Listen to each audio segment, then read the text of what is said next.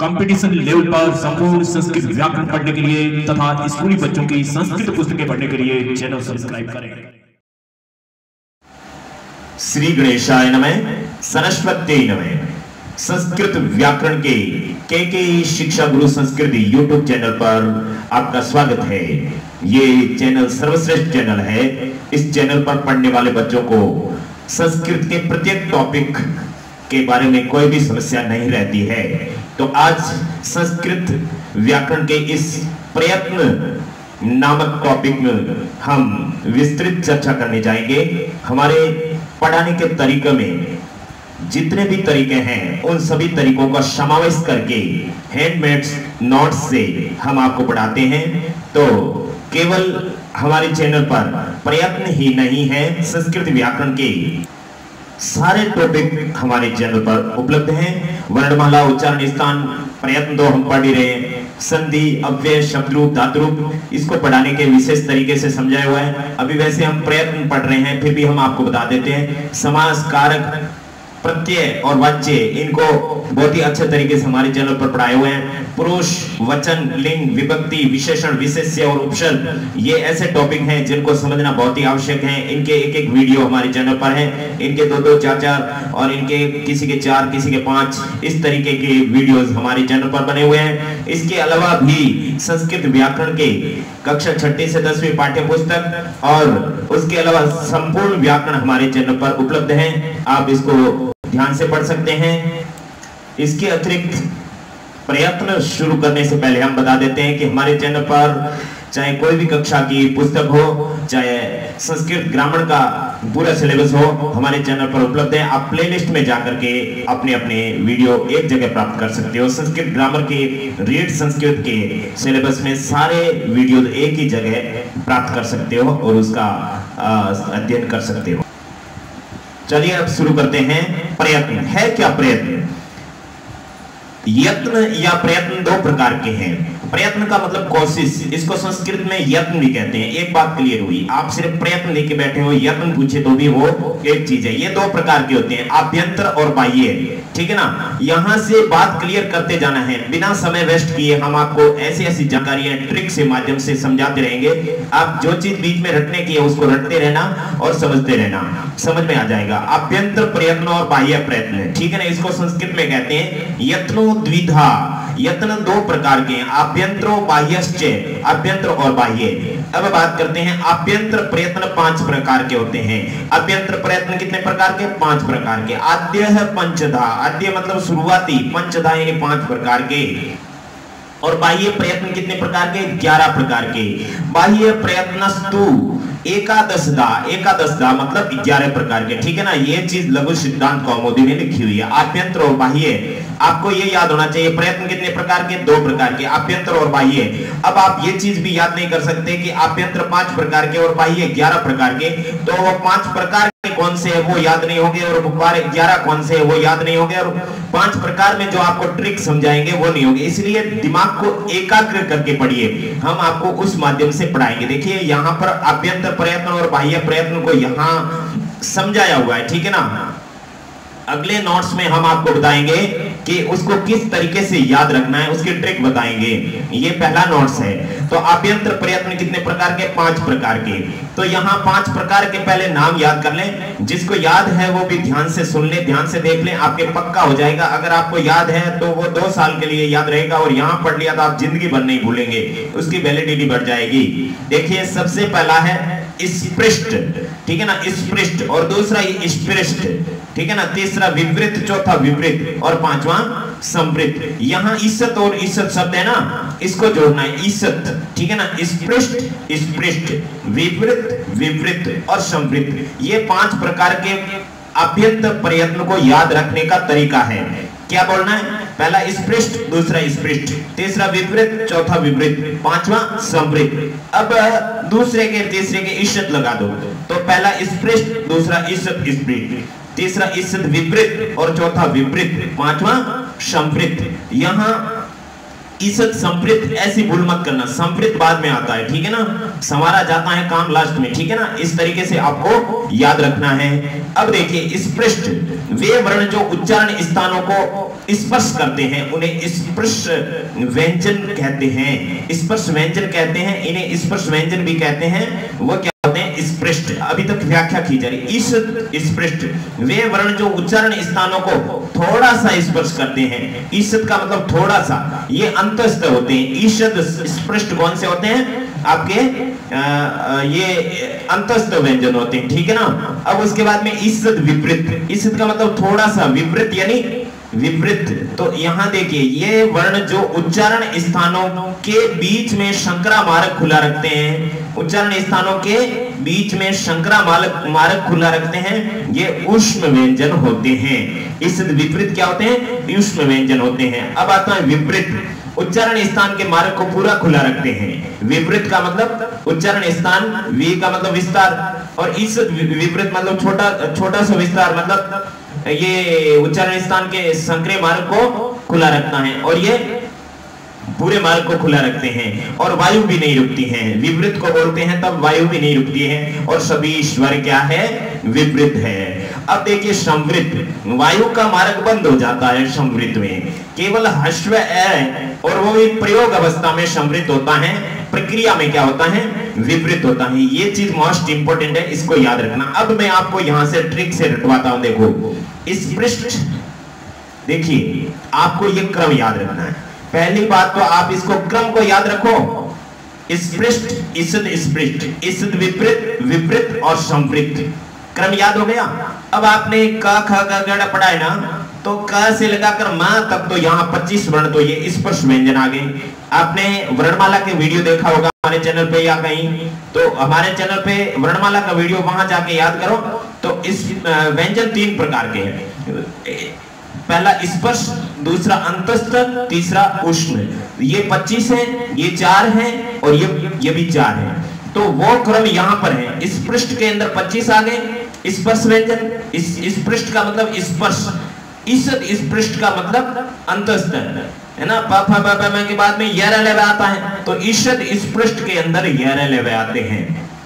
Okay, अब आता है ईसद विपरीत, विपरीत नीचे आ जाता है। इसका मतलब ये क्या होते हैं? श श श ह। अब आपको ये चीज याद रखनी है यहाँ पे कि आभ्यंतर प्रयत्न के 3 प्रयत्न हैं, उसमें सारे व्यंजन कंप्लीट होते हैं।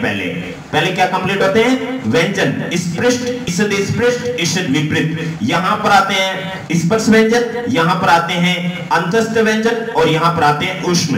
कैसे लगाकर मैं तक यह लेवे, स्पृष्ट, ईसद स्पृष्ट, ईसद विपरीत में श श श है, मतलब है इसके साथ में होता है। ये तीनों क्लियर हो गए। अब विपरीत, विपरीत तो क्लियर है, इसमें सारे स्वर होते हैं, सारे स्वर होते हैं। अब ये 4 है, ये मूल रूप से 4 ही आभ्यंतर प्रयत्न है, लेकिन 5वां और बनाया गया है, ठीक है ना। लघु सिद्धांत कौमुदी में संवृत लिखा हुआ है, वायु का मार्ग खुला हो जाता है। इसको कोई जरूरत नहीं है, कंपटीशन लेवल पे नहीं। आपको ये याद रखना है ह्रस्व अ, यानी अ होता है ना, इसका जब एक्सपेरिमेंट करते हैं तब वो संवृत हो जाता है, ठीक है ना। लेकिन प्रोसेस में क्या रहता है? प्रोसेस में तो वो विपरीत है। यहाँ सब प्रोसेस है, ये भी प्रोसेस है, प्रोसेस है, प्रोसेस है। प्रक्रिया का मतलब प्रोसेस, ठीक है ना। प्रोसेस के अंदर तो ये विपरीत है, क्योंकि यहाँ लिखा ना सारे स्वर, विपरीत में सारे स्वर आ जाते हैं। तो ये अ भी तो स्वर है ना, लेकिन ये सारे स्वर आते हैं प्रोसेस में, प्रक्रिया में, ठीक है ना। प्रक्रिया में ये सारे स्वर क्या होते हैं? विपरीत होते हैं। लेकिन अ को छोड़कर सारे के सारे एक्सपेरिमेंट में, प्रयोग में विपरीत होते हैं। ए को छोड़कर सारे प्रयोग में विपरीत हो, लेकिन प्रयोग में अ किस में आ जाता है? समृत में। तो समृत में तो आता होता है ये अ, केवल प्रयोग में होता है, प्रक्रिया में किस में चला जाता है? विपरीत में। यहां से क्वेश्चन बनता आपका, अ प्रक्रिया में कहां पर होता है? स्पृष्ट, ईसद विपरीत, विपरीत या संवृत। तो प्रक्रिया पूछे तो यहां पर आ जाता है, और प्रयोग पूछे तो संवृत। बात क्लियर हुई। अब चलते हैं बाह्य प्रयत्न की ओर। बाह्य प्रयत्न कितने हैं भाई? बाह्य प्रयत्न है 11 प्रकार के। इन 11 के नाम यहां पर लिखे, देखो। विवार, संवार, श्वास, नाद, घोष, अघोष, अल्प प्राण, महाप्राण, उदात्त, अनुदात्त और स्वरित। ये कितने नाम है भाई? ये 11 नाम है। अब इसके अंदर मैंने दो दो के जोड़े बनाए हैं और उसके बाद में एक 3 का जोड़ा बनाया है। यहां हम ऐसे याद करेंगे कि देखिए विवार और संवार दोनों क्लास में बाहर है ना, तो ये एक दूसरे के विपरीत है। श्वास और नाद ये एक दूसरे के विपरीत है, क्योंकि श्वास और नाद दो ही बचे हैं। घोष और अघोष ये आपस में पता चल रहा है, इधर घोष लिखा आया तो इसके घोष घोष, तो ये घोष और अघोष क्या है? ये आपस में विपरीत है एक दूसरे के, ठीक है ना। बाह्य प्रयत्न में विवार संवार, श्वास नाद, घोष अघोष, अल्पप्राण और महाप्राण, ठीक है ना, ये आपस में विपरीत है। फिर उदात्त अनुदात्त स्वरित ये एक जैसे हैं। तो यहां आपको क्या करना है कि सबसे पहले तो मैं बता देता हूं कि इसका अर्थ क्या है। वैसे अर्थ याद करने की कोई आवश्यकता नहीं है, क्योंकि ये चीज परीक्षा में हिंदी में पूछते हैं, संस्कृत में ऐसा नहीं पूछते हैं। तो यहां देखिए विवार का मतलब होता है स्वर तंत्री का मुंह खुला रहता है। स्वर तंत्री का मुंह खुला रहता है मतलब बोलने में बहुत स्वतंत्रता रहती है। संवार के अंदर स्वर तंत्री का मुंह बंद रहता है। तो ये एक दूसरे के विपरीत हो गए। अब आते हैं श्वास। श्वास के अंदर क्या है? अंदर की वायु स्वर तंत्री में झंकार या रगड़ पैदा नहीं करती है। श्वास के अंदर श्वास आती है, श्वास से अपन बोलते हैं ना, जैसे कभी कोई चुपके से बात करते हैं, अच्छा क्या करना है, इस तरीके से बात करते हैं ना, वो श्वास के अंदर आता है। अंदर की वायु स्वर तंत्री में झंकार या रगड़ पैदा नहीं करती है तो वो श्वास हो जाता है। नाद का मतलब ही आवाज होता है, तो अंदर की वायु स्वर तंत्री में झंकार या रगड़ पैदा करती है तो वो हो गया नाद, ठीक है ना। नाद का मतलब ही आवाज, आवाज का पर्यायवाची शब्द है नाद। तो श्वास और नाद अलग हो गए। झंकार या रगड़ पैदा नहीं करती है श्वास, झंकार या रगड़ पैदा करती है नाद। अब घोष, घोष के अंदर गूंज होती है। ध्वनि में क्या होती है? गूंज। और अघोष मतलब गूंज नहीं रहती है। ये चीज आपको समझ में आ गई। अब अल्प प्राण, अल्प प्राण उच्चारण में कम वायु का प्रयोग किया जाता है, वो होती है अल्प प्राण। और महाप्राण उच्चारण में अधिक वायु, अल्प का मतलब थोड़ा, महा का मतलब ज्यादा, तो उच्चारण बोलते हैं तो कम वायु मतलब थोड़ी, प्राण, प्राण का मतलब वायु, थोड़ी वायु यूज होती है तो अल्प प्राण। महाप्राण का मतलब अधिक वायु। तो यहां देखिए 1 से लगाकर 6 तक सारे व्यंजन एक बार कंप्लीट हो जाते हैं, ठीक है ना। तो 1 से लगाकर 6 तक अलग हो गए आपके। उसके बाद में 7वें और 8वें में सारे व्यंजन कंप्लीट हो रहे हैं। यहां पर 7वें और 8वें में सारे, हिंदी का अलग मामला है, संस्कृत की बात कर रहे हैं हम। तो यहां पर सारे व्यंजन एक बार फिर से कंप्लीट होंगे। तो यहां एक बार सारे स्वर आ गए, सॉरी सारे व्यंजन आ गए, और यहां पर एक बार सारे व्यंजन और आएंगे, और उदात्त अनुदात्त स्वरित में सारे स्वर आ जाएंगे। यहां बहुत सरल मामला हो जाएगा। यहां आपको याद रखना है, यहां याद रखना है, ठीक है ना। संपूर्ण संस्कृत व्याकरण पढ़ने के लिए सब्सक्राइब करें के शिक्षा गुरु संस्कृत। अब जिह्वा मूल्य क्या होता है? जीभ की जड़ के पास से उच्चारित किया जाता है, उसे क्या कहते हैं?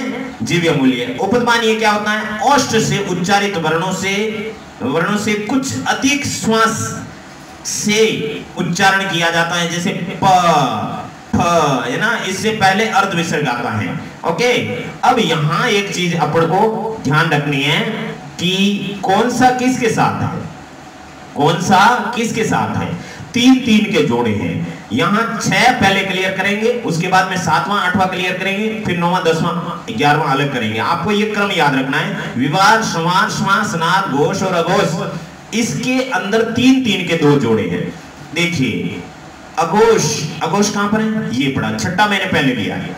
उसके इसके अंदर से एक आ गया तो ये नहीं आएगा, ये इसके विपरीत आएगा। अघोष, यहां देखिए अघोष, यहां ऐसे याद रखोगे तो याद हो जाएगा। अघोष पहले आ गया, फिर विवार यहां से छठा पहले लिया, फिर दूसरे नंबर पे पहला ले लिया विवार। विवार इस ग्रुप में से आ गया। अब इस ग्रुप में से क्या लिया? श्वास, श्वास। तो ऐसा क्यों लिया? क्योंकि ट्रिक बनाने के लिए। ऐसा कुछ नहीं है कि पहला छठा याद रखो, फिर पहला याद रखो, फिर तीसरा याद रखो, नहीं। आपको अविश्वास याद रखना है। क्या? अविश्वास। ये एक ट्रिक है हमारी। अ का मतलब अघोष, वी का मतलब विवार, श्वास का मतलब श्वास, क्योंकि इन तीनों में सेम स्वर आते हैं, इसलिए इनको साथ में याद रखना। इसका अलग पढ़ाएंगे, इसका अलग पढ़ाएंगे, इसका अलग पढ़ाएंगे, सब लोग ऐसे पढ़ाते हैं। तो सेम चीज है तो अलग क्यों पढ़ाएंगे? तीनों को साथ में ले लो, अघोष, विवार और श्वास, ठीक है ना। तो अघोष का ए ले लिया, विवार का वी ले लिया और श्वास को पूरा लिख दिया तो अविश्वास बन गया। अविश्वास में कौन सा प्रत्याहार बोला जाता है? खर प्रत्याहार बोला जाता है, ठीक है ना। खर प्रत्याहार में पहला दूसरा स आता है, तो ये पहला दूसरा स बोला जाता है, वो अघोष, विवार और श्वास से बोला जाता है। नेक्स्ट पीडीएफ में मैं आपको खोल के बताऊंगा। अभी इसको देखो, यहां अघोष ले लिया, फिर घोष लिया यहां पर, फिर इसका नाद ले लिया, फिर इसका संवार ले लिया, ठीक है ना। इस ग्रुप में से अघोष यहां, घोष यहां, इस ग्रुप में से नाद, श्वास यहां और नाद यहां, इस ग्रुप में से विवार यहां, संवार वहां। तो इसका ट्रिक क्या बनाया? घोना संवार, घोना संवार, ठीक है ना। घो और ना, घो का मतलब घोष, ना का मतलब नाद और संवार पूरा लिख दिया, यहां श्वास पूरा लिख दिया। तो यहां घोना संवार के अंदर हस प्रत्याहार होता है, ठीक है ना। तीसरा, चौथा, पांचवा, ये रह लेवे है साथ में होता, 5 होते हैं, ये रह लेवे और है। तो ये आपको खोल के आगे बताएंगे। अभी आपको ये ट्रिक यहां जो भी पढ़ा है उसमें से आपको अविश्वास खर, घोना संवार हस, ये याद रखना है। घोना, घोना किसको बोलते हैं? घोना में, घोना बाड़मेर साइड में घोना बोलते हैं बकरी को, ठीक है ना। घोना मतलब बकरी, तो बकरी पर जो सवार होगा तो लोग हंसेंगे, है ना। घोना संवार, घोना संवार तो हंसेंगे लोग, तो यानी घोना संवार में हस प्रत्याहार होता है। इतनी सी याद रखी, सब याद हो गया। घोष, नाद और संवार में हस प्रत्याहार आता है, ऐसे याद रखें तो कई दिन याद नहीं रहेगा। घोना संवार हस प्रत्याहार, घोना संवार हस प्रत्याहार। और अविश्वास खर, अविश्वास खर, खर का मतलब क्या होता है? खर का मतलब गधा, गधे पे अविश्वास यानी विश्वास नहीं होता है, गधे पे कभी विश्वास नहीं होता है, ठीक है ना। अविश्वास खर प्रत्याहार और घोना संवार हस प्रत्याहार। क्लियर हुआ? अब अपन आगे चलते हैं, उस पीडीएफ में आपको बताएंगे, इनको पूरा खोल के बताएंगे। ये अपना नेक्स्ट हस्तलिखित नोट्स है। यहां देखिए, अभ्यंतर प्रयत्न, अभ्यंतर प्रयत्न में स्पृष्ट, इस पृष्ठ में 25 व्यंजन आते हैं, कैसे लगाकर मैं तक, क ख ग ग च छ ज ज य ट ठ ड ण त थ द ध न और प फ ब भ म। इन सब में से आपको कोई भी क्वेश्चन पूछे कि ढ का अभ्यंतर प्रयत्न क्या, तो इस पृष्ठ आएगा। इस तरीके से आपको ये क्लियर करना है। इस पृष्ठ को ऐसे भी लिख सकते हैं, पीछे वाले पीडीएफ में अलग लिखा था, तो द का त बन जाता है, ठीक है ना।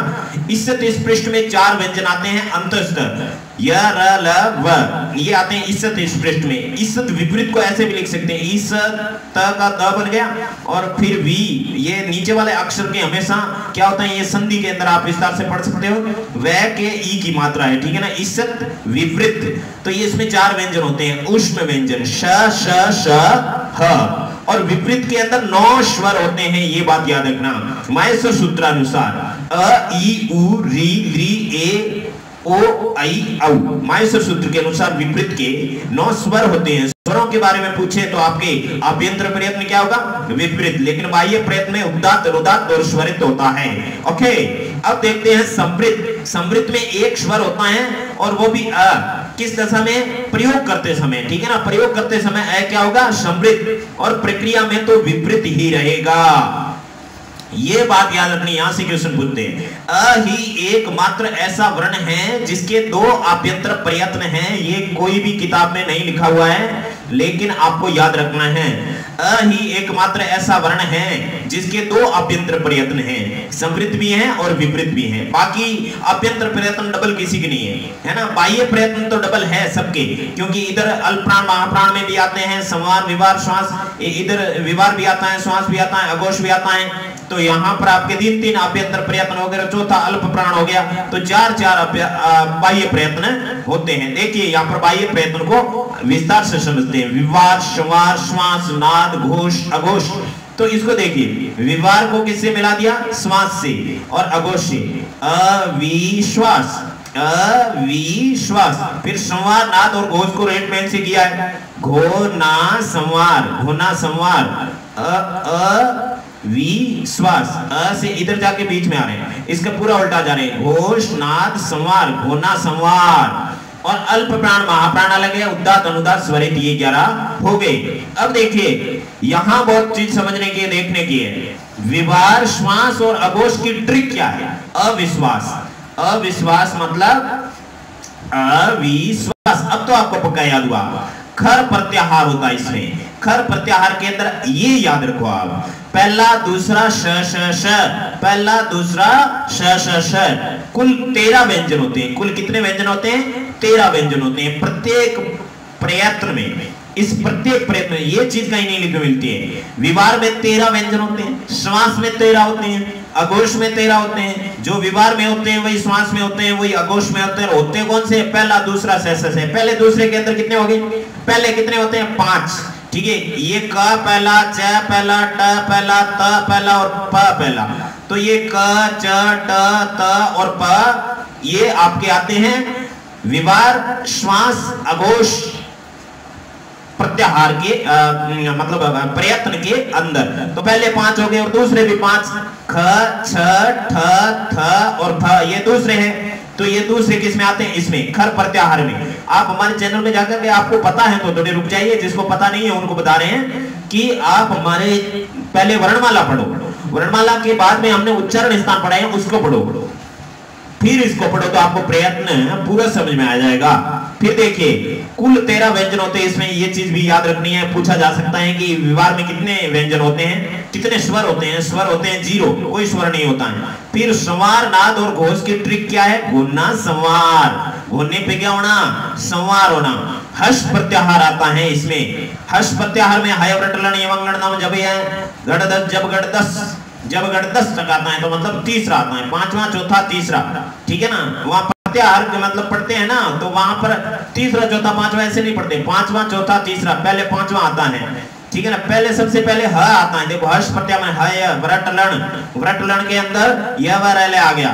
उसके बाद में यमंगणनम में 5वां आ गया, यमंगणनम झब है धड़ गस, जब है घड़ 10 के अंदर चौथा आ गया। फिर जब घड़ 10 के अंदर ये श आ जाता है तो ये तीसरा आ जाता है। इस तरीके से माहेश्वर सूत्र से ये प्रत्याहार बनाए हुए हैं। तो हर्ष प्रत्याहार आता है, उसके अंदर तीसरा, चौथा, 5वां य र ल व और है आता है। ये प्रत्याहार बहुत इंपॉर्टेंट है, संधि में भी आएगा बहुत जगह। संधियों के अंदर व्यंजन संधि और विसर्ग संधि में बहुत जगह हर्ष प्रत्याहार आएंगे, खर भी आएगा, चर भी आएगा, बहुत सारे प्रत्याहार आएंगे। पहले प्रत्याहार पढ़ो। आप सोच रहे हो नहीं पढ़ा है तो कि क्या होता है क्या नहीं होता है, वहां जाके पढ़ो। हमारे चैनल में, इसी चैनल में कुल व्यंजन कितने होते हैं? 20। घोष, नाद और संवार के अंदर प्रत्येक के अंदर 20 व्यंजन होते हैं। घोष में कितने होते हैं? 20। घोष में 20, अघोष में 13, नाद में 20, श्वास में 13, संवार में 20, विवार में 13 क्या व्यंजन। ठीक है ना, ये आपको मैं समझता हूं। 1 2 3 4 5 6 आपके प्रयत्न, बाह्य प्रयत्न क्लियर हो गए हैं। आप अलग अलग याद करने जाओगे तो सेम चीज आ रही है तो वहां पर गलत हो जाएगी, इसलिए ये ट्रिक आपके लिए सबसे बेटर रहेगी। अविश्वास खर, घुनस्वार हर्ष। खर में आता है पहला, दूसरा स, हर्ष में आता है तीसरा, चौथा, 5वां य र ल व ह, य र ल व ह, है ना। अब देखिए, अब अपन अल्प प्राण और महाप्राण पढ़ने जा रहे हैं। तो वहां पर आपको देखिए ये चीज है ना, ये चीज यहां श के साथ में है, वहां पर रहेगा। अल्प प्राण महाप्राण में है, इसके साथ में रहेगा। यर लव स्वतंत्र रहेंगे, यर लव के साथ में है नहीं होगा। यहाँ पर तो गौना सवार है, तो गौनों को क्या पता है कि है कहाँ रहता है, इसलिए उसने है भी साथ में ले लिया। यर लव और है, और श वहां पर खर प्रत्याहार में आता है। लेकिन अल्प प्राण महाप्राण में देखिए यर लव और श है, तो ये अब आप भूल जाओ, है ना। 6 याद करके आप सेव कर दो, कॉपी दिमाग में पेस्ट कर दो, पता नहीं कहां, जैसे आपके दिमाग में माइंड होगा। अब यहां से नए सिरे से शुरू करते हैं। अल्प प्राण महाप्राण को अलग से पढ़ना है, इसको अलग याद रखना है, इसका उससे कोई लेना देना नहीं है। बहुत सारे लोग इसको इससे तुलना कर देते हैं तो भूल जाते हैं। अब देखिए अल्प प्राणों की ट्रिक क्या है, ये ट्रिक याद रखना।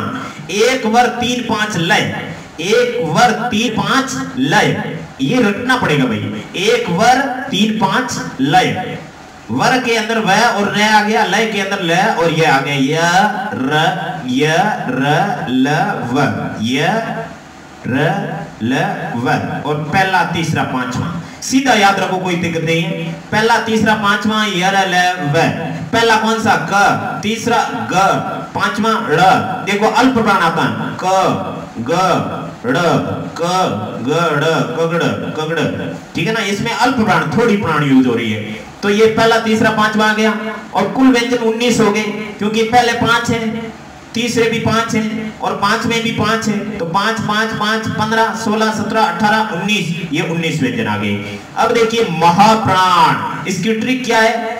हस दो सस चार, हस दो सस चार, है ना। ट्रिक बहुत अच्छी है ना, याद रखनी पड़ेगी। ट्रिक भूल जाओगे तो फिर बाद में कैसे याद रहेगा। महाप्राण में हस दो सस चार, इस वाली ट्रिक उसके चिपका दोगे तो गलत हो जाएगा। अल्प प्राण में हस दो सस चार बोल दोगे तो गलत हो जाएगा। थोड़ा तो माइंड यूज करना पड़ेगा भैया।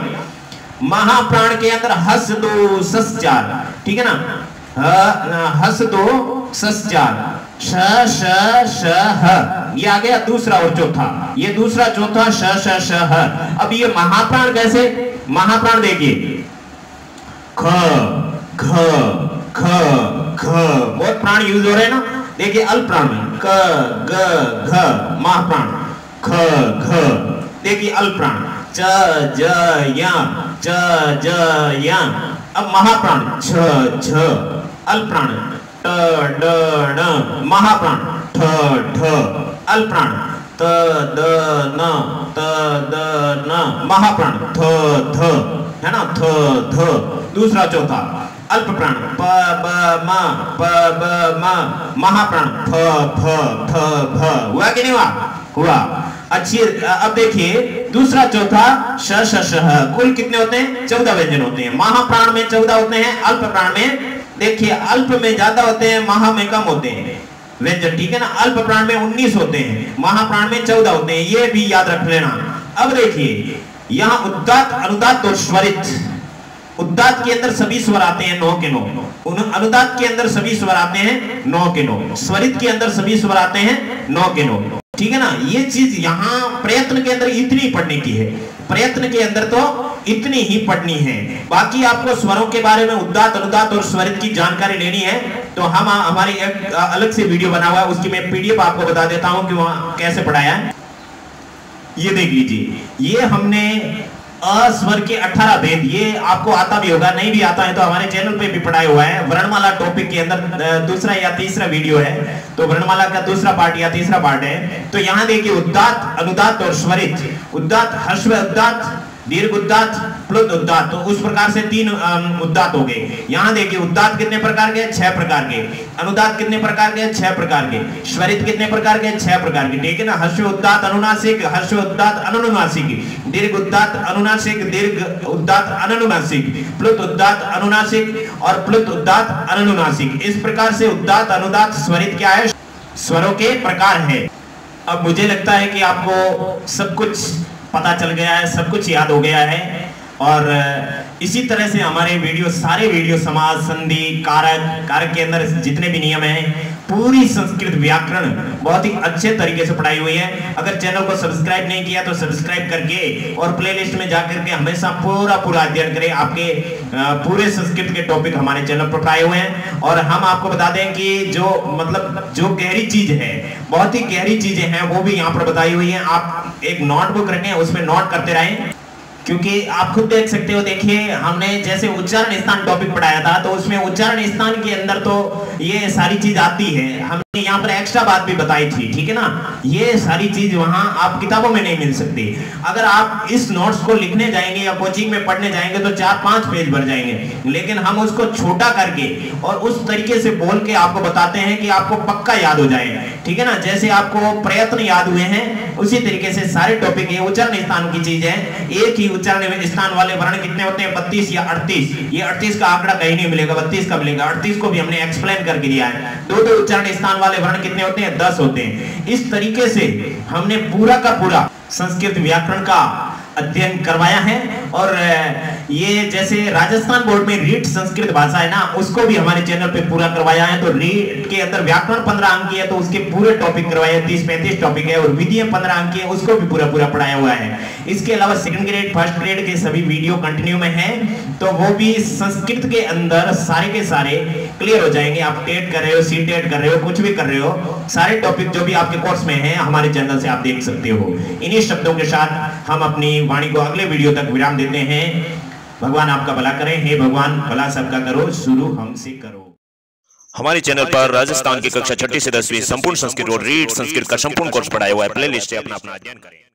6ठी से 10वीं तक संपूर्ण संस्कृत पढ़ने के लिए चैनल सब्सक्राइब करें।